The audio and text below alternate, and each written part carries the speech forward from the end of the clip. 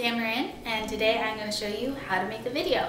But before we can get started with all the camera work and all the lighting, we have to start with our main focus, the message. And that's where storyboarding and script writing come in. So let's get started. Right, so before we even begin meddling with a camera, the first thing you do for a film is you create your message. Now the message is the central focus of the film, and it's what you want your audience to most get. That's why it's important to craft a well-done message. And to do this, the best way to do is start with brainstorming and making your own map. That way you can visualize all the aspects you need to create your message and make it the most meaningful for your audience. Now, if you need help in crafting a message, the best thing to do is to start with some research. This way you can determine what story it is you want to tell, the different ways in which you can tell it, and then focus in on the best way to convey your story to your audience. Here's a list of some simple research I did for this video, and once I determined that my central theme was how to make a good video, I was able to create a brainstorming map. Now my brainstorming map is pretty simple.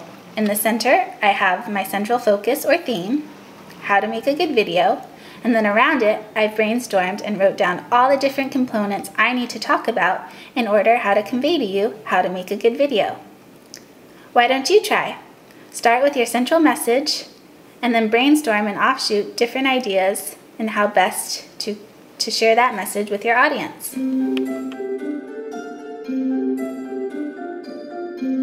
Alright, now that we've crafted our message and figured out all the different components we have to have in our video in order to convey that message, we can begin to develop a script.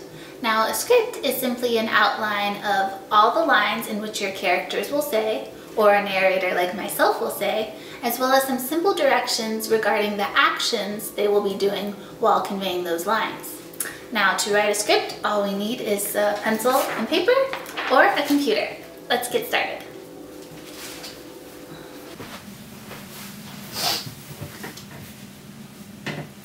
If you're going to use a computer to develop your script, I would suggest using the Word or Pages program. Additionally, if you want to work off your iPad, you can simply use the Notes app. Now remember, a script is simply an outline of all the lines that your characters or narrator will say, along with detailed directions of the actions that they're going to be completing while they deliver their lines. Now, while there are some professional ways to format a script, I think it's best to just do whatever works for you. So here I've opened up Microsoft Word and I built a basic template to show you typically what a script would generally look like. And now I want to show you some definite formatting things that you want to include as you build your script. Again, the way in which you build your script totally depends on what works best for you. However, there are some general things that you should keep in mind. So to start off a script, you definitely want to have the location of which your scene will take place, as well as the basic theme or idea that will be happening within the script scene. So for this video, this script took place in the office, so I called it Office Scene, and we're talking about script writing, so I use the term script writing. However, if we were doing a major film production, just for an example, let's say we're shooting an outdoor harbor scene, and our character Joan is going to lose her luggage. So Joan loses luggage. So that would be the title of our script. Now, whenever I start to build a script, I usually start with laying out the characters that will be used in the scene.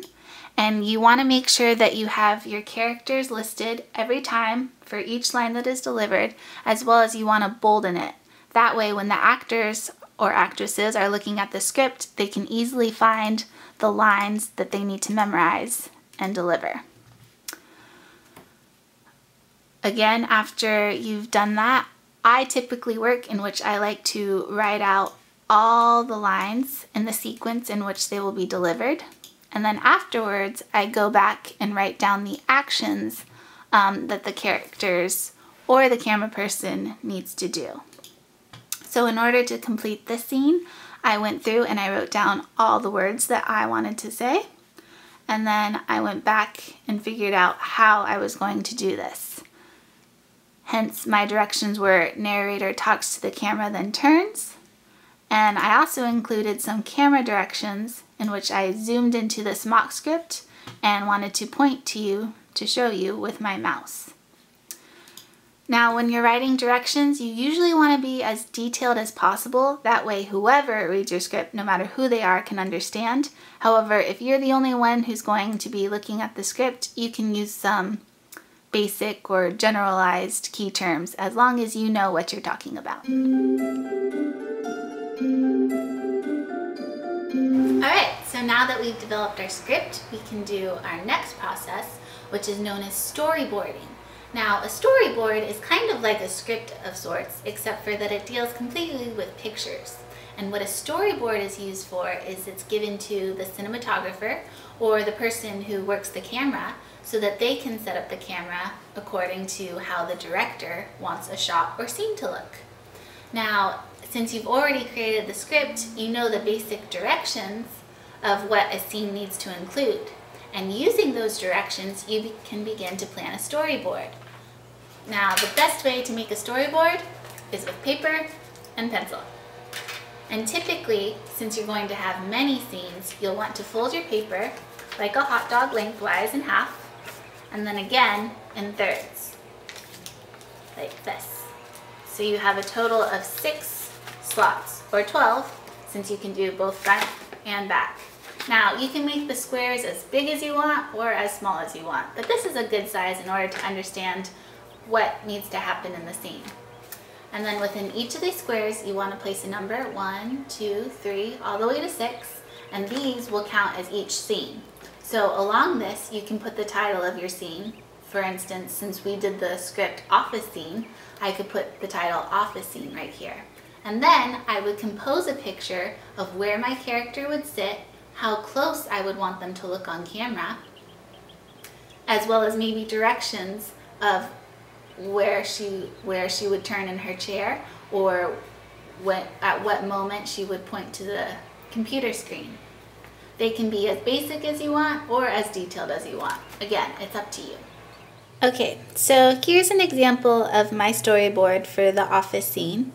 As you can see in the first scene, which is our opening shot, I wanted to show pretty much the whole office. And to convey that, I showed that we needed to see the full person and the shot needed to include a window. So this is a general picture of what our first scene should look like. After our first scene, I wanted to have a mid shot of me with the computer, and a mid shot typically runs from a person's waist up to their head, but you have to include some headroom because you don't want to cut off their head. So then we moved to a mid shot, and then finally I wanted to end the scene with a close-up. Now, this is just a general close-up, which typically starts from a person's chest and goes to their head with some headroom. But if I wanted to do an extreme close-up, it would probably cut off part of the person's head, just to look at maybe facial features or things like that. But there are several different types of shots, which I'm going to give you an example of next.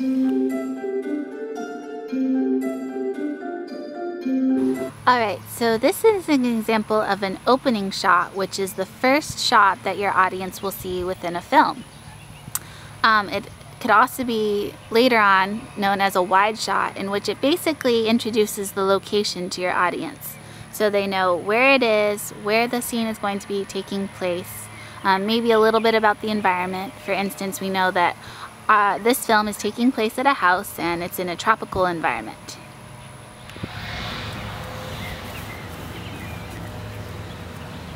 Alright, so this shot is known as a long shot, and it's characterized by a great deal of depth.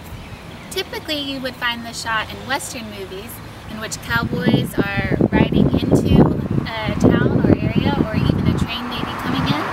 But the long shot basically just gives you a great deal of depth and has your characters not so much close up, but kind of introducing themselves within the scene. Alright, so this is an example of a close-up in which you typically see anywhere from my chest to my head. And it's basically just to focus in on a specific character, maybe to reveal their facial expression or a certain attribute that they have. But this is typically what a close-up would look like. And then going in further, we have the extreme close-up, in which you only see a certain part of a person, whether it be their shoes, maybe their fingernails. The extreme close-up is just really, really close. So here we have a mid shot in which you can see the majority of my body, or anywhere from maybe my hip to my head height, but you don't see my full body, and that's what characterizes it as a mid-length shot.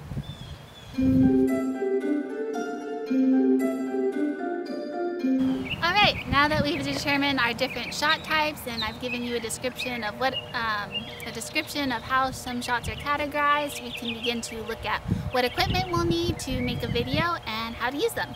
So, let's go! Okay, the #1 rule of filmmaking is to keep the shot steady. And in order to keep the shot steady, you have to keep your camera steady. Now, the best way to do this is with a tripod. But if you don't have a tripod, you can use yourself as a tripod. Now, to do this, you want to keep your feet about hip width apart. Make sure your knees are bent so you're usually agile. And you want to grab your iPhone or your iPad on the sides. Make sure that your finger is not in front of the camera lens. You want to tuck in your elbows to your waist for a form of support, and just hold this stance. You can also move, kind of like you're doing the robot, but the point is that you keep your camera as still as possible. Okay?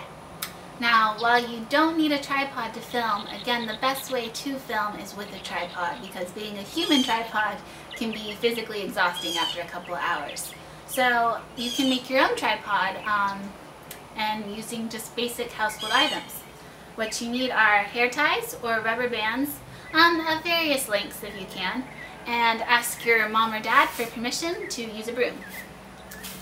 Now, to construct your tripod, simply take your phone, make sure the camera side is top side up, and you want to just go through your rubber bands and find one that fits a good length and wrap it around so that it sits on your broom handle.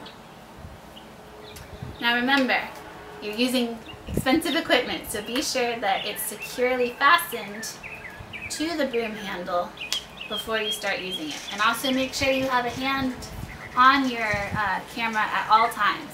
Don't just leave it hanging because bad things could happen.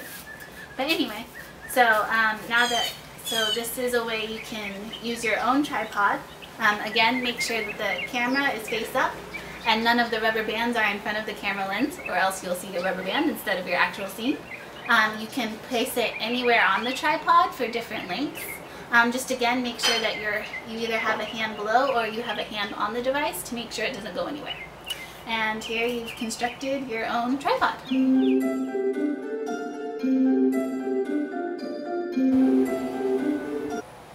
Action!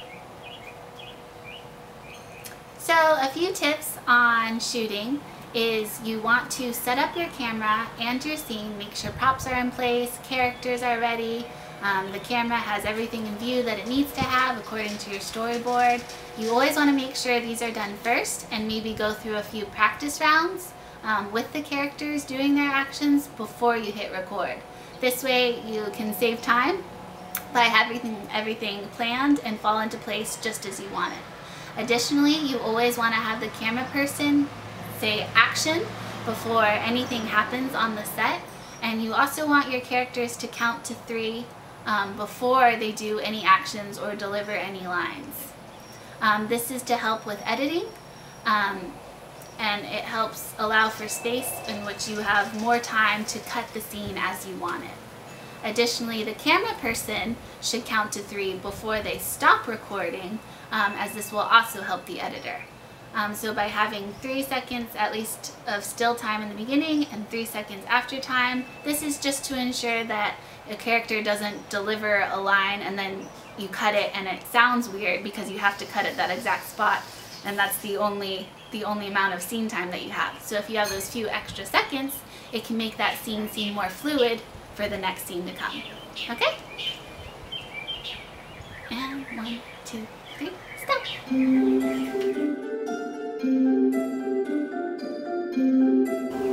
Now the last part of equipment that is absolutely necessary to filmmaking is lighting. Now lighting is completely an art of its own. However, there is a typical lighting setup known as triangle lighting, in which you have 3 main lights. A headlight, which I'm using the natural window light, which produces a halo around my head as well as the sheen within my hair. A backlight, which is highlighting the background of the scene and my environment. And a soft light, which is the light that focuses on the person or the object, which is the main focus of the scene. Additionally, you might want to use some ambient lighting, which is just the natural lighting that would occur within an environment. For example, since we're in a dining room, I would want to have the dining light since the light is typically on within the dining room. Or lights in your living room you can use. If you're at a church, perhaps maybe you have some candlelight going on. If it's a bedtime scene, maybe you have the light of the nightlight on. That's typically what ambient lighting is. Now, I generally run by the rule that if you have a light, use it. However, that is not always the case. For more dramatic or intense action scenes, you might want to use dramatic lighting, which you may use simply just one light. I could turn off all the lights within this room, but just have this light. And with this light, it would create a dark contrast on my face. This half of my face would be lit up, but this half would have more of a shadow, creating more of a sense of danger or intrigue or mystery. And that's what dramatic lighting is pretty much about. Additionally, if you're shooting outside, there's not a lot of variety you can use within lighting because there are no electrical outlets. So I would suggest using flashlights, candles, but remember, have an adult or somebody responsible who's able to help you in case for safety needs. And then finally, you can use a piece of aluminum foil. A piece of aluminum foil is a great reflector, and what you can do with it is after you've cut a square of an aluminum foil, use the sunlight to bounce light off onto the object or person or even scene of what you want. And that will help produce more lighting to enhance the picture quality of your outdoor video. Alright, now after all the effort of planning, setting up your video, filming, it now comes down to the editor who's going to pull your video all together. I'm going to give you a basic introduction on how to use iMovie and the different tools so you can begin to pull your video all together and complete your project. Okay, so after opening up iMovie, the first thing you're going to want to do is put in your memory card or hook up your iPad or iPod and import the footage. To import the footage, you simply go to the upper left corner and click the import button. And then you select your device, whether it's your memory card or your iPod, click on it and all your footage should show up. Now you're able to hit the space bar and play each of your images. That way you can make sure it's the exact clip you want. You simply select it or select all and import the selected clip. I recommend going through all your footage because you'll probably have filmed several scenes and some of them may not be the ones you want. So it's best to just go ahead and pre-edit here and only select the scenes that you really want to include for your project. After importing, the next thing you want to do is you want to go ahead up here and hit New. Then you want to click Movie. And this is going to open up another window in which you can choose a theme. You can do no theme, bright. You can go ahead and play them and see what the theme will look like. For my project, I went ahead and used the neon because I liked the colors. And then you simply click Create.